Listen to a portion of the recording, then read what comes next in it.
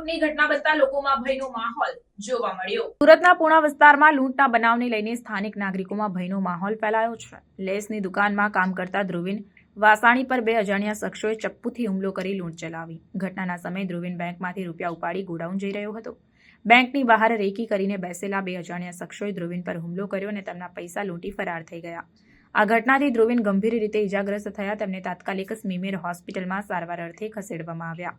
આ ઘટના પછી પોલીસ દ્વારા તાત્કાલિક તપાસ શરૂ કરવામાં આવી છે। પોલીસે જણાવ્યું કે અમે આ બનાવની વિગતવાર તપાસ કરી રહ્યા છીએ અને વહેલી તકે આરોપીઓની ધરપકડ કરીને કાયદાકીય પગલાં લઈશું।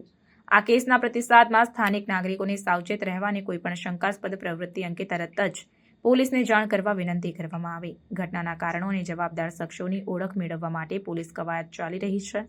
ધ્રુવીન વાસાણીના પરિવારજનો અને મિત્રો આ ઘટના બાદ ચિંતિત છે અને તેમને ન્યાય આપવાની માંગ કરી છે।